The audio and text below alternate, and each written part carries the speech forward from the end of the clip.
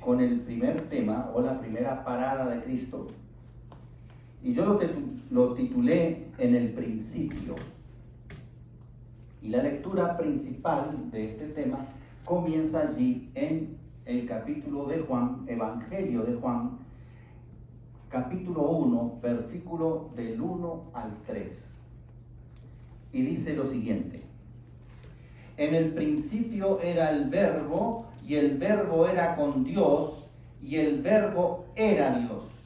Este era en el principio con Dios.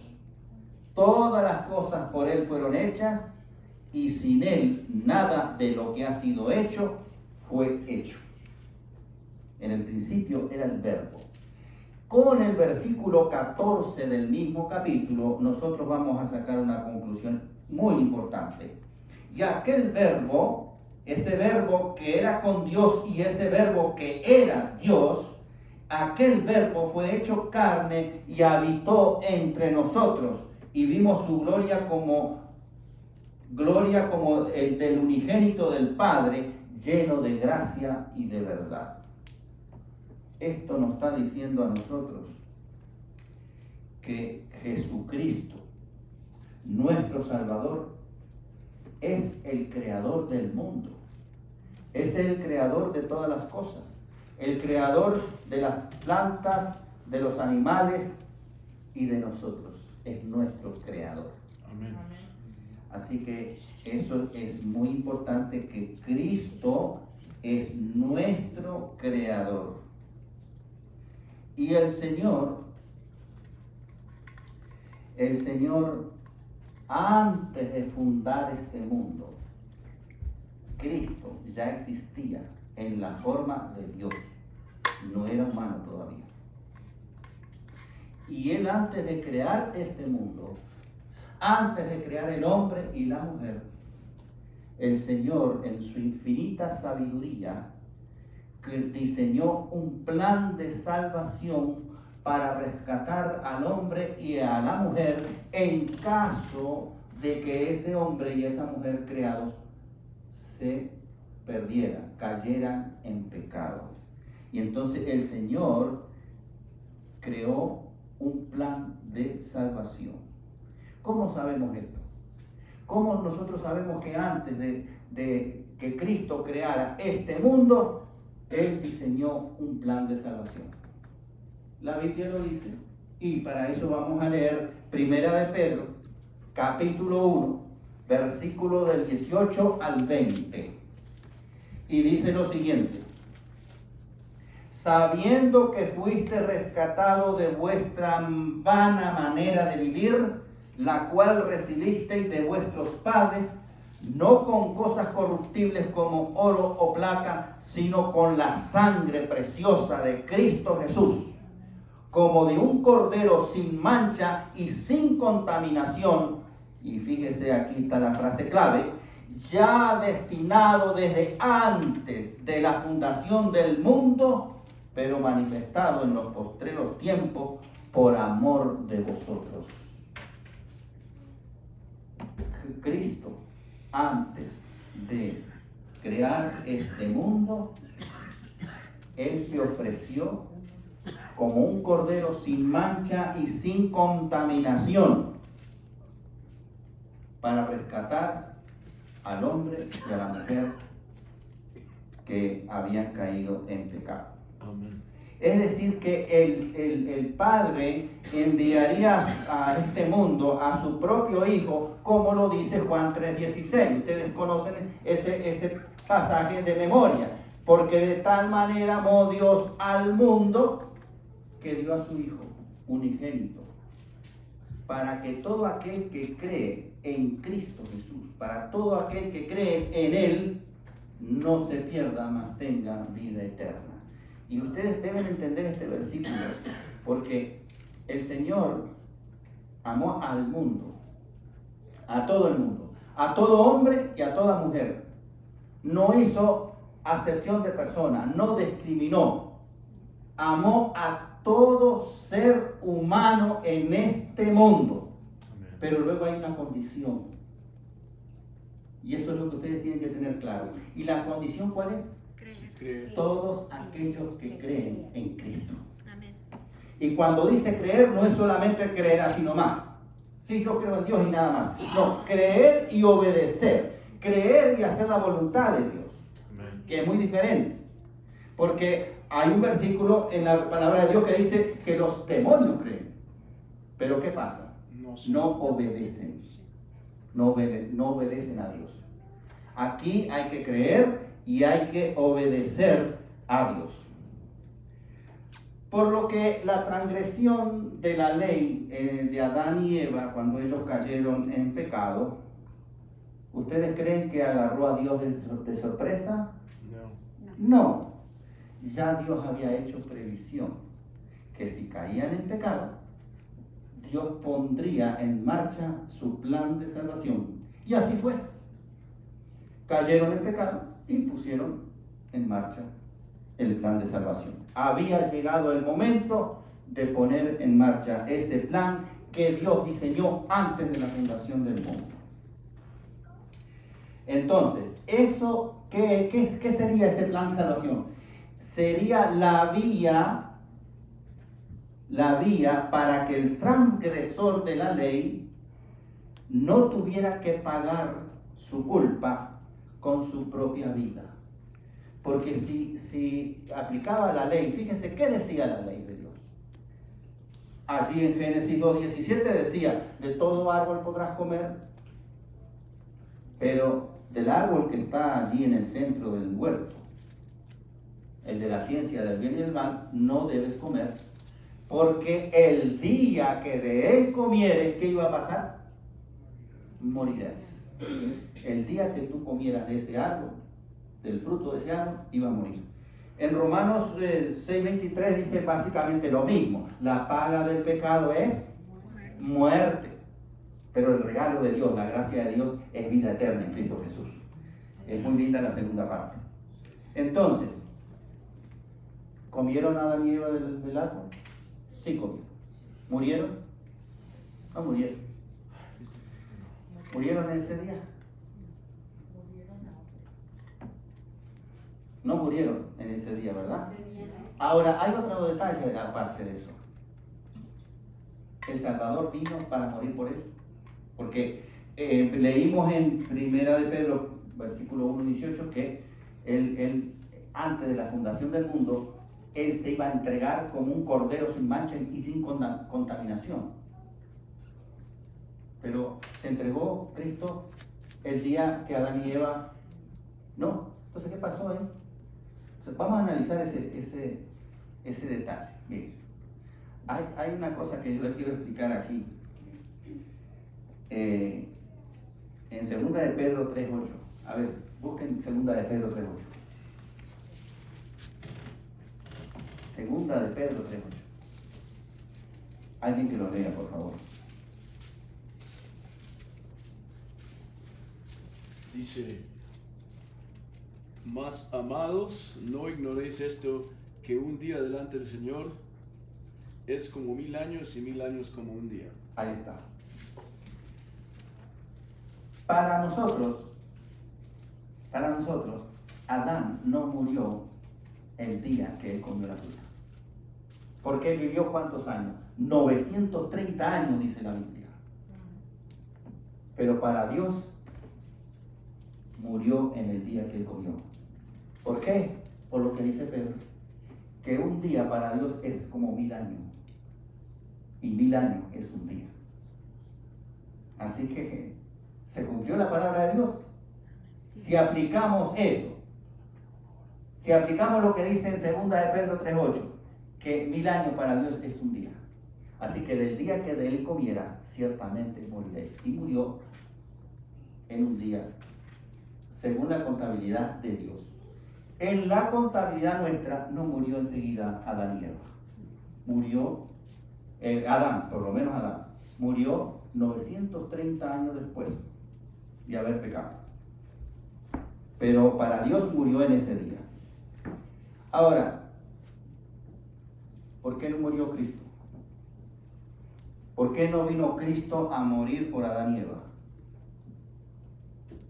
¿Qué murió? ¿Qué fue lo que pasó allí? En vez de morir Cristo, que Cristo iba a ser el sustituto, Cristo es nuestro sustituto. Cristo nos sustituye a nosotros en la pena de muerte. Porque todos nosotros estamos destituidos de la gracia de Dios. Porque pecamos, nacimos pecadores. Pero si nosotros nos entregamos a Cristo, entonces ya no morimos nosotros, muere Cristo en nuestro lugar.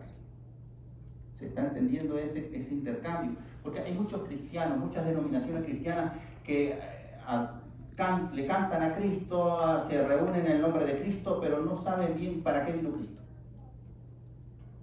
Ese es el punto. Y nosotros tenemos que tener claro para qué vino Cristo a este mundo, para qué Él se encarnó. Para sustituirnos en la pena de muerte que caía sobre nosotros. Y les voy a contar una historia real. Sucedió en Brasil. Y así de esta manera ustedes van a entender bien cómo es que funciona el trabajo de Cristo en este mundo. Habían dos jóvenes que salieron a divertirse. Fueron a un bar y se pusieron a tomar cerveza. Y estaban medio ya mareaditos. Y hablando de chicas, concluyeron, se dieron cuenta que los dos estaban saliendo con la misma chica. Y entonces ahí comenzó la riña entre ellos dos, que no, señor, tú te la tienes que dejar, yo la conocí primero y yo la amo, y ahí comenzó una pelea. Y uno de ellos saca un cuchillo para asustar al otro.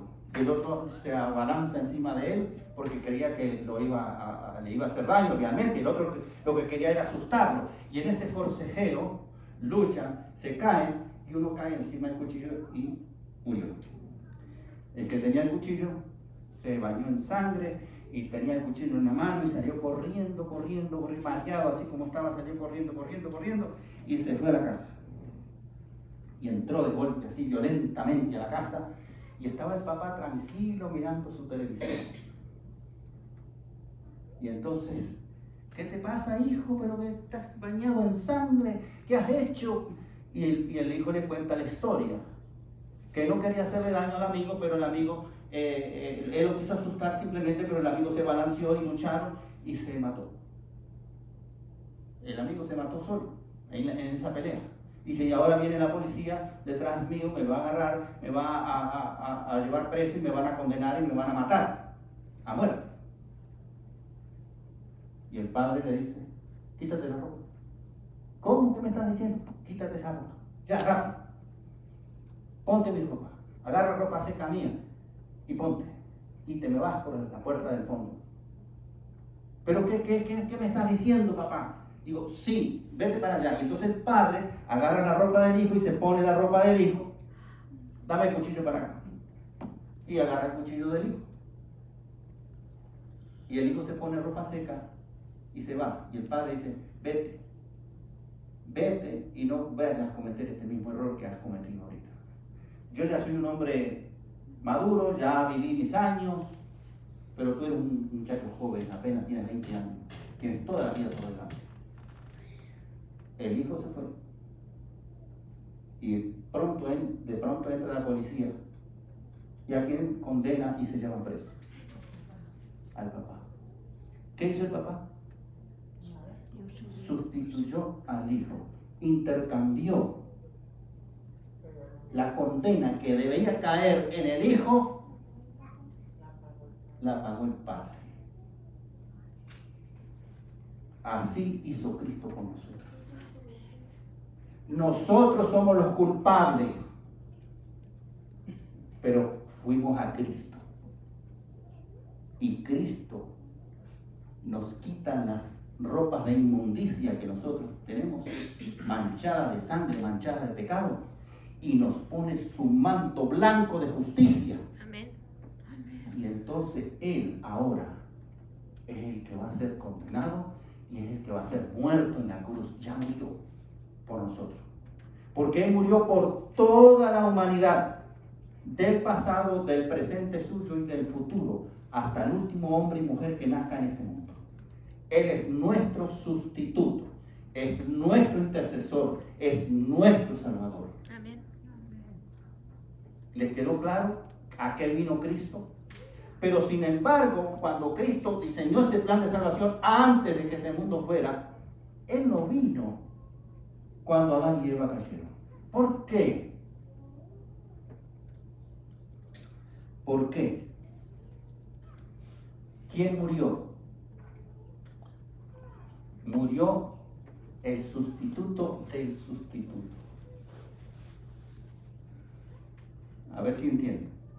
Cristo es nuestro sustituto, pero Él no murió enseguida, sino que Él trajo un sustituto de Cristo. ¿Y ese tiene qué era? Un animalito, un corderito. Por eso allí en Génesis 3:21 dice que Jehová Dios hizo al hombre y a su mujer túnicas de pieles y los vistió. Porque cuando ellos pecaron, se escondieron de Dios. Ustedes saben la historia. Y se hicieron túnicas de hojas. Pero el Señor dijo, no, eso no sirve. Las túnicas de hojas no sirven. Les voy a hacer túnicas de pieles. Y ahora les pregunto a ustedes, para que hacerles túnicas de pieles a Adán y a Eva, ¿qué hizo Dios? Le dijo al corderito, préstame tu piel, que yo te voy a hacer túnicas, le voy a hacer túnicas de piel a estos hombres. No. ¿Qué tuvo que suceder? Morir ese corderito. ¿Quién lo crucificó el corderito? ¿Fue Dios o Adán?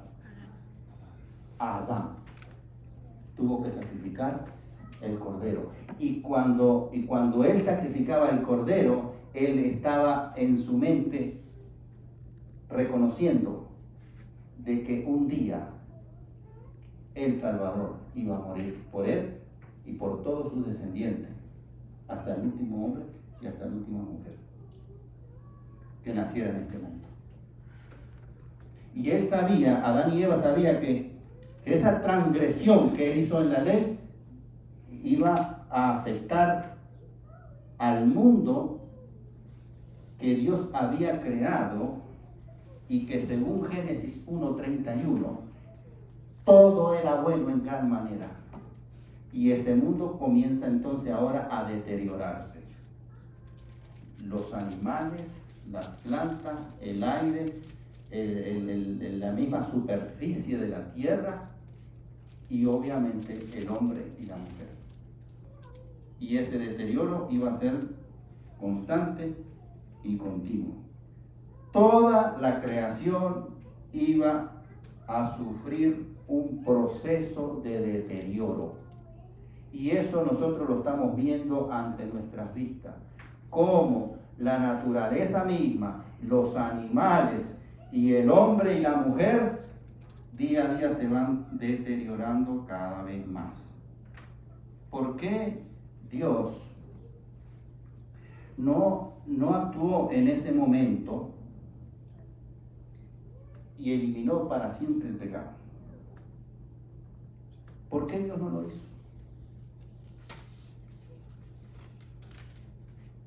¿Por qué Dios no agarró y pecaron y de una vez eliminó al hombre y a la mujer? Porque la sentencia es, el día que de él comieres ciertamente morirás. La paga del pecado es muerte.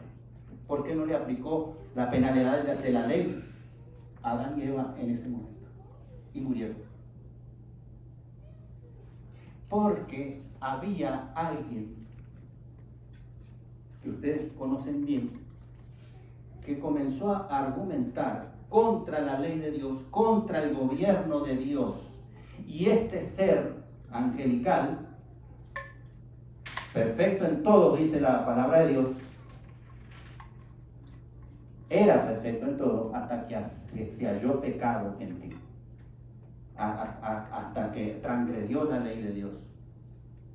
Ese ser creado, Satanás, Lucifer, él decía que podía gobernar mejor que Dios. Y si Dios eliminaba de una vez a Lucifer, los seres de los mundos no caídos no iban a obedecer a Dios por amor, sino que lo iban a obedecer por miedo. Cuidado, no vayas a decir algo, no vayas a decir nada, porque viene Dios y te mata de una vez. Entonces, ¿qué hizo el Señor? Tú dices que gobiernas mejor que yo, pues adelante, comienza tú a gobernarlo. Y así estamos nosotros, así el mundo se llenó de pecado y los seres no caídos, los ángeles fieles a Dios, están viendo que con el pecado no se saca nada bueno. Con el transgrediendo la ley de Dios no hay armonía, no hay amor, no hay justicia, no hay una vida en libertad, sino todo lo contrario. Cuando está el pecado, lo que trae el pecado es incertidumbre, trae miedo, trae caos, trae destrucción, trae dolor y finalmente trae la muerte. Pero eso tienen que verlo los ángeles y los seres no caídos para que ellos digan, este que decía que gobernaba mejor que Dios, mira lo que está trayendo al mundo. Ahora Dios le pone un límite. Él en su plan de salvación tiene límites. Pero mientras Él no venía, porque el Señor quería salvar a mucha más gente. El Señor sabe lo que iba a pasar en el futuro. Que no era solamente salvar a Adán y Eva, era salvar a la humanidad completa. Por eso Él no vino inmediatamente a morir por Adán y Eva. Él se tardó unos cuantos años. 4.000 años. 4.000 años de pecado se tardó para recién Él venir. Pero mientras no venía Él estableció el sistema de sacrificio del cordero y de otros animales calificados como limpios. Chivos, machos cabríos, palominos, de las aves y de la vacuna, o sea, los toros y todo ese tipo de cosas. Y todos los que amaban a Dios y querían seguir a Dios, sobre todo cabezas de familia, eran los encargados de realizar sacrificios. ¿Cuántos millones de sacrificios se hicieron durante 4.000 años? La Biblia no los puede registrar todo. La Biblia registra ciertos sacrificios que son representativos de todos esos millones de sacrificios.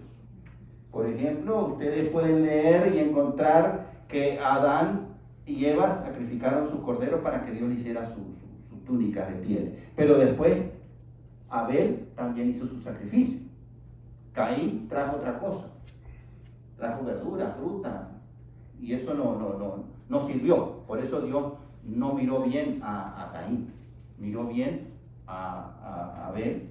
Porque Abel sí hizo el sacrificio como Dios lo mandó. Pero aparte de eso encontramos otros patriarcas. Noé, por ejemplo, se acabó el diluvio y él ofreció en gratitud a Dios sacrificios a Dios de animales. Si ustedes van al capítulo 1 de Job, van a encontrar que Job hacía su sacrificio, incluso hacía sacrificios por sus hijos. No sea que los hijos se hayan pecado, se hayan olvidado y hayan ofendido a Dios, y él hacía sacrificios por sus hijos también. El sacrificio que a mí me llama la atención es uno de ellos, uno de tantos, es el de Abraham. ¿Por qué? Porque Abraham conocía a Dios, tenía una buena relación con Dios. Él creía ciegamente en Dios. Y sabía que Dios no hacía sacrificios humanos.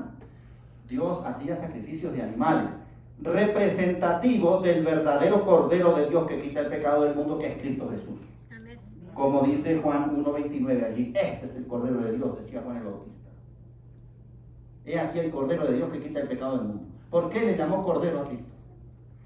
Porque Cristo estaba representado había sido representado desde Adán y Eva hasta ese momento en que Cristo entra al agua, había sido representado por el Cordero. Y el verdadero Cordero era Cristo Jesús. Por eso Juan el Bautista dice, he aquí el Cordero de Dios que quita el pecado del mundo. Ahora bien, ¿qué pasó con Abraham? Que Dios le dice, mira, entrégame a tu hijo, al unigénito, el de la promesa. No el primero que no era el de la promesa. El de la promesa era Isaac. A ese hijo tuyo que amas, al unigénito tuyo, entrégamelo en sacrificio. Y ustedes creen que Abraham le dijo a Dios, pero Dios, ¿cómo te voy a entregar mi hijo? ¿Y cómo tú me estás diciendo que yo voy a tener una descendencia como la arena del mar, como las estrellas? Y ahora resulta que el único hijo, el de la promesa, y que de ahí va a salir toda la descendencia, lo tengo que ahora sacrificar. ¿Ustedes creen que Abraham le dijo eso a Dios? No. La historia dice que allí en Génesis 22, vamos a leer algunos versículos, Dios le dijo, toma ahora tu hijo, tu único, Isaac, a quien amas, y vete a la tierra de Moriah y ofrécelo allí en holocausto sobre uno de los montes que yo te diré. A pesar de que era una petición contradictoria, ¿cómo un Dios que prohibía los sacrificios humanos pide ahora la muerte de su hijo? Al igual que los pueblos idólatras paganos. Ustedes saben que los pueblos paganos hacían sacrificios humanos. Sacrificaban a los niños, al dios Moloch. Era una estatua gigante que tenía las manos así, las dos manos así, de hierro, y ponían al niño allí y debajo le prendían fuego. Ese eran los sacrificios que hacían esta gente al demonio. Moloch, representación del demonio. Ahora, ¿cómo es que Dios le pide eso?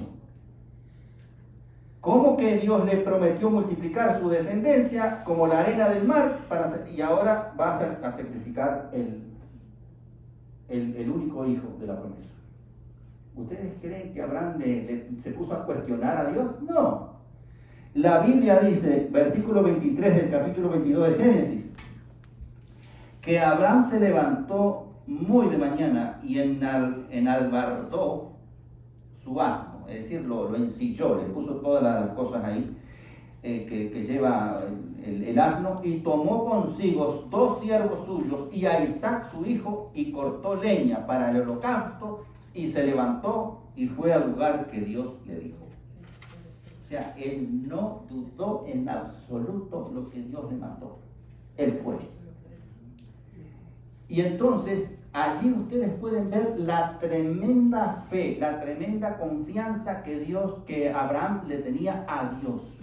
Y esa es la confianza que nosotros debemos tener de Dios. Porque a veces nosotros tenemos la fe cuando todo va bien. Pero cuando hay dificultad, como que perdemos la fe y empezamos a decir, bueno, pero Dios se olvidó de mí, Dios se fue de vacaciones y mira, yo estoy sufriendo acá, yo soy su hijo, yo hago esto, voy a la iglesia, estudio la palabra y Dios se olvidó de mí. No. Dios no se olvida de su pueblo. Dios permite a veces las pruebas para que nosotros reconozcamos que hay un Dios que está sobre todas las cosas y que Él tiene total control de este mundo, control del universo, control de su iglesia y control de tu vida. Amén. Solamente nosotros tenemos que ejercer la fe y esperar en Él. Amén. Que en su momento Él va a abrir la puerta para que nosotros salgamos por allí de una manera milagrosa. Nosotros tenemos que llevar una vida de milagro en milagro con Cristo Jesús.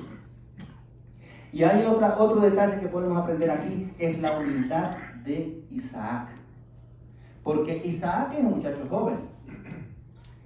Y él, sin embargo, cuando el papá lo ató, lo amaniató y lo puso sobre el altar, él podía agarrar y decir, no, que me vas a sacrificar a mí, y él se podía desatar y darle un empujón al padre y salir corriendo. Sin embargo, Isaac humildemente obedeció a su padre. Incluso él le preguntó, ¿y dónde está la víctima?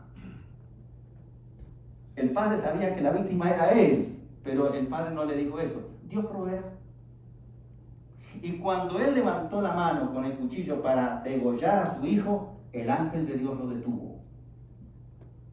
Y allí Dios sometió a Abraham a la prueba extrema de fe. Y como él salió más que vencedor de esa prueba, entonces el ángel del Señor detuvo su mano. Pero Dios quería enseñarle otra cosa. Por eso me gusta el versículo que dice allí en Juan 8:56. A ver, alguien que lo lea. Juan 8:56.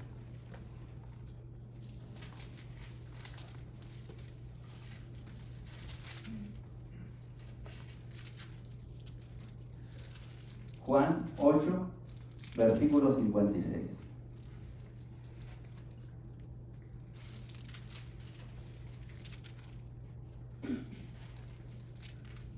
¿Qué dice ese versículo?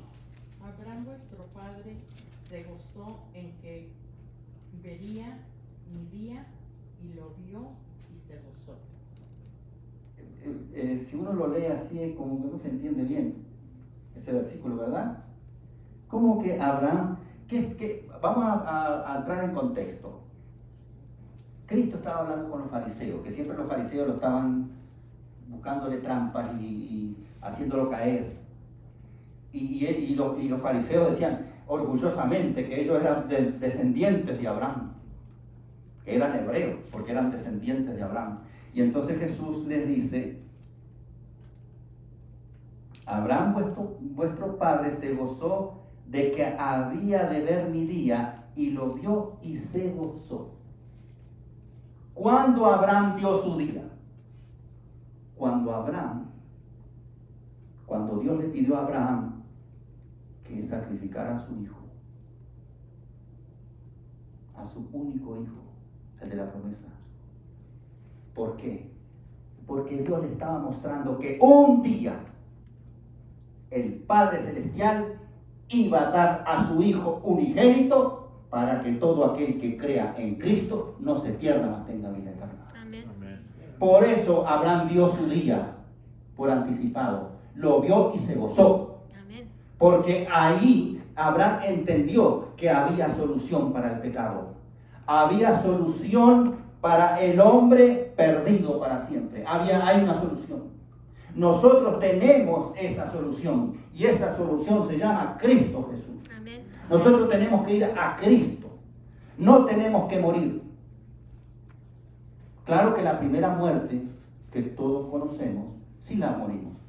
Pero no tienen que preocuparse, porque en Juan 11:25 Cristo dijo, yo soy la resurrección y la vida. El que cree en mí, aunque esté muerto, vivirá. Amén. ¿Cuándo va a vivir?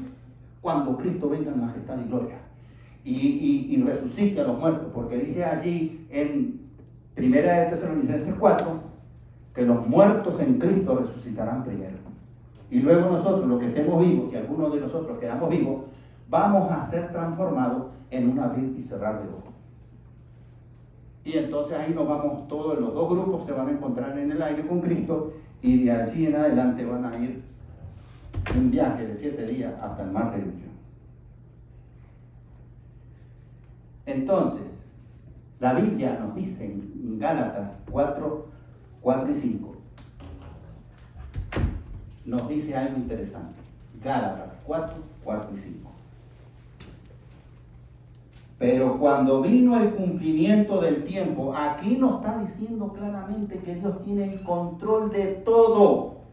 Porque cuando vino el cumplimiento del tiempo, Dios envió a su Hijo nacido de mujer y nacido bajo la ley, para que redimiese a los que estaban bajo la ley, a fin de que recibiésemos la adopción de hijos. Cuando vino el cumplimiento del tiempo, entonces Dios envió a su Hijo. Su Hijo no lo envió apenas Adán y Eva cayeron. Dios se tomó un buen tiempo, 4.000 años después. Entonces, cuando se cumplió ese tiempo en el calendario de Dios, en el tiempo de Dios, entonces Dios envió a su Hijo a este mundo. Acá dice, nacido de mujer, hombre, nacido bajo la ley, para que redimiese a los que estaban bajo la ley. Todos nosotros estamos bajo la ley, a fin de que recibiésemos la adopción de hijos. ¿Qué le está diciendo eso a usted? Si tú estás hoy aquí, has creído en Cristo y sigues a Cristo, tú eres un hijo y una hija de Dios. Amén. Vamos a reforzar eso con Juan 1, 11 y 12. Juan capítulo 1, versículos 11 y 12, que dice así: a los suyos vino y a los suyos no le recibieron. Mas todos los que le recibieron, a los que creen en su nombre, le dio una potestad. ¿Qué potestad le dio? De ser hechos hijos de Dios. Amén. Amén. Otro más, Romanos 8:16. El Espíritu mismo da testimonio a nuestro espíritu de que somos hijos de Dios. Amén. Somos hijos del Altísimo. Otro versículo más, Primera de Juan 3:2. Amados, ahora somos hijos de Dios y aún no se ha manifestado lo que hemos de ser. Pero sabemos que cuando Él se manifieste, seremos semejantes a Él, porque le veremos tal como Él es. Hermanos y hermanas, si estás aquí hoy, tú eres un hijo y una hija de Dios. Sí, podemos estar sufriendo problemas de toda índole en este mundo. Pero ¿qué dice el Señor en el capítulo 17 de Juan? Versículo del 14 al 16. ¿Qué dice el Señor ahí? Vamos a leer ese versículo. 3 versículos. Juan 17, versículo 14 al 16. Dice lo siguiente: yo les he dado tu palabra, y el mundo los aborreció, porque no son del mundo, como tampoco yo soy del mundo. No ruego que los quites del mundo, sino que los guardes del mal. No son del mundo, como tampoco yo soy del mundo. Hermanos queridos, Dios nos adopta a nosotros como hijos suyos. Al nosotros tomar la decisión de seguir a Cristo, de caminar con Cristo, Dios nos adopta como sus hijos. Y sabe una cosa, estamos en este mundo, pero no somos de este mundo. Porque nuestra ciudadanía, ¿cuál es? La celestial. Amén. Porque nosotros esperamos cielos nuevos y tierra nueva donde mora la justicia. Claro que si estamos en este mundo lleno de pecado, vamos a tener dificultades, vamos a tener problemas de toda índole, problemas familiares, problemas económicos, problemas de salud. Vamos a tener problemas, aflicciones, problemas en el trabajo, problemas en la ciudad, en el país. ¿Cuántos problemas hay? Estamos en un mundo de pecado, pero este no es el mundo que Dios quiere para nosotros. Tenemos que tener la paciencia de los santos, los que guardan los mandamientos de Dios y tienen la fe de esos. Amén. Porque nuestra ciudadanía es la celestial. Allí el Señor nos tiene preparado otro mundo, completamente nuevo. libre de pecado, libre de dolor, libre de angustia, libre de la muerte, para vivir en una armonía perfecta con la ley de Dios y con el gobierno de Dios. Ya este mundo restaurado por toda la eternidad. No 70 años, 80 años o 100 años, sino por toda la eternidad. Entonces, ¿cuál es la primera parada de Cristo? Porque estamos siguiendo a Cristo, ¿verdad?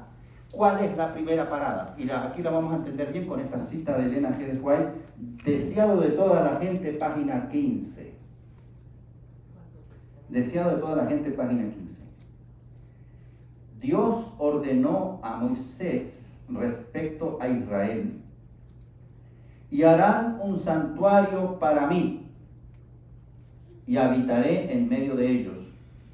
Y moraba en el santuario en medio de su pueblo. Decía, Dios, Cristo, moraba en el santuario en medio de su pueblo durante todas sus penosas peregrinaciones en el desierto. Estuvo con ellos el símbolo de su presencia. Ahora pongan atención en esta parte de la cita.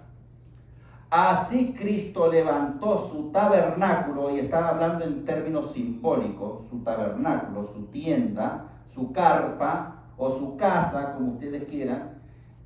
Así Cristo levantó su tabernáculo en medio de nuestro campamento humano, que es el mundo. Hincó su tienda al lado de la tienda de los hombres, a fin de morar entre nosotros y familiarizarnos nosotros con su vida y con su carácter divino. Aquel verbo fue hecho carne y habitó entre nosotros, y vimos su gloria, gloria como la del unigénito del Padre, lleno de gracia y de verdad. Está citando el Juan 1:14. Deseado de toda la gente, página 15. Así que el Señor, llegado el cumplimiento del tiempo, el Padre envió a su Hijo para que viniera a este mundo y habitara en este mundo como uno de nosotros, y para que nos diera el ejemplo de cómo vivir en armonía con la ley de Dios, para que nosotros aprendiéramos a ver cómo es el carácter de Cristo y permitirle al Espíritu Santo que transforme nuestro carácter a su imagen y semejanza. Amén. Para eso vino Cristo aquí. Así que la primera parada de Cristo es en este mundo. Nosotros estamos en este mundo. Ahora, para comenzar a seguir a Cristo, nosotros nacemos en este mundo. Tenemos que seguir en este mundo, porque nacimos aquí, pero tenemos que apartarnos de este mundo, como leímos en el capítulo 17 de Juan, versículos 14 al 16. Estamos en este mundo, pero nos apartamos de este mundo porque no somos de este mundo. Así como Cristo estuvo en este mundo y no era de este mundo, nosotros que hemos decidido seguir a Cristo, hemos decidido caminar con Cristo, comenzamos nuestro caminar en este mundo apartándonos del mundo, siguiendo nuestra vida acá, pero apartados del mundo, con la vista fija ¿en quién? Jesús. En Cristo Jesús, que es el autor y consumador de nuestra fe. Amén. Así tenemos que caminar en este mundo. Esta es la primera parada. Estamos en el mundo, pero salimos del mundo, siguiendo a Cristo Jesús. Así que la siguiente parada la vamos a ver mañana a las 7 de la tarde. Amén. Que Dios nos bendiga y que el Espíritu Santo trabaje en nuestro corazón para conocer bien cuál es el camino mientras estamos en este mundo que nosotros como cristianos debemos seguir. Nosotros tenemos que seguir a Cristo. Entonces, en esta semana vamos a aprender cuál es el camino que tenemos que seguir nosotros para estar en armonía con el Señor y alcanzar luego las mansiones celestiales. Amén. Vamos a ponernos en pie y vamos a cantar nuevamente el mismo tema para terminar.